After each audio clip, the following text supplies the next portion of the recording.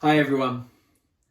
Now I just wanted to give you an update on the church building, as we've now got that light at the end of the tunnel that we're going to be able to meet together again soon, and actually just to kind of go through some of the changes that we have currently made and some of the things that we're exploring and some of the things that we're kind of dreaming about and hoping to be able to do.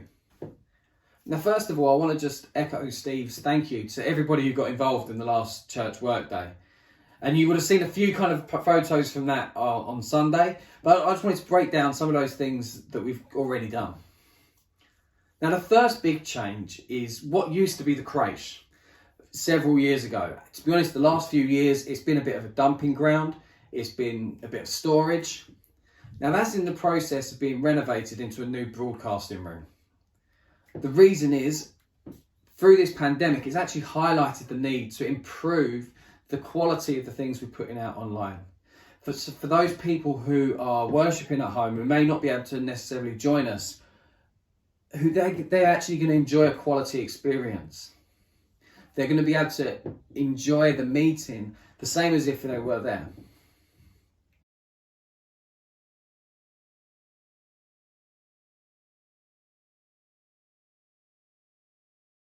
What this does mean is that in the hall, what was the AV booth doesn't need to be as big anymore. So actually we've dismantled that and we're rebuilding it in the corner. It's going to be a bit smaller, and what that's done is opened up a huge space that can be used for more seating.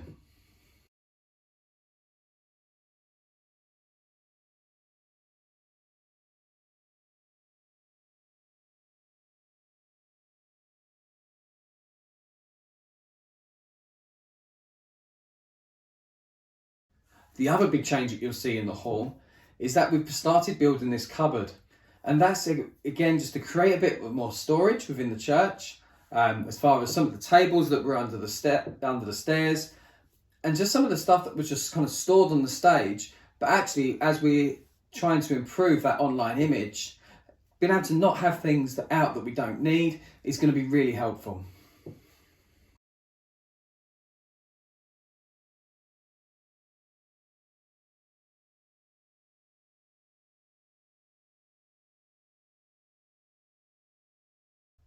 Through some of the other storage rooms within the church, we've actually gone through and had a bit of a tidy up. We've had and actually made things a lot more streamlined and put them in places that are going to be a lot more useful for us.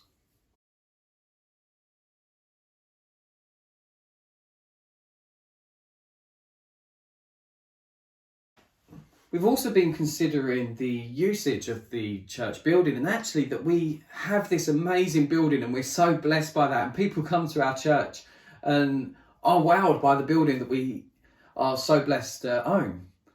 However, there's so much of it that we currently probably underuse. At the moment, what was the sports hall is probably used for about 45 minutes a week for big kids. Now, what we're looking at doing, as far as aligning with our vision of growing our relationship with God and growing our relationship with each other, is we're exploring is, could this space be something that we could use to really help us grow in our relationship with each other? We're currently putting it out to designers to see, can this space really be evolved into a coffee shop style thing that people are going to want to come and hang out at before church, after church, midweek? Is that a place where the community can come and use it with mothers and toddlers type groups and Cameo, and the possibilities are endless.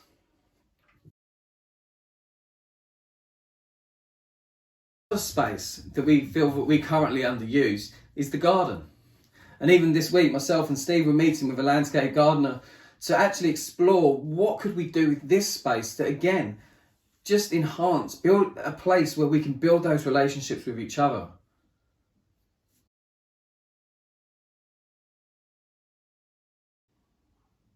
We talked about in the church vision about the idea of everybody having their own piece to take responsibility of.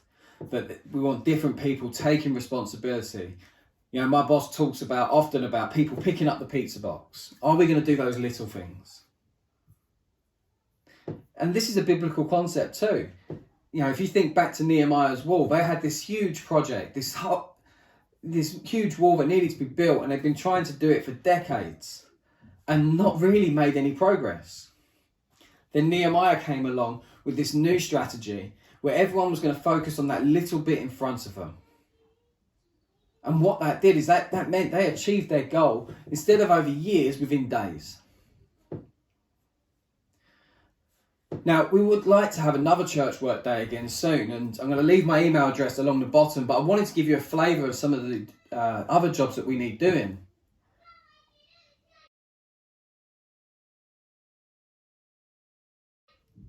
Now, this here is around the back of the building. This is where a couple of our fire exits open onto.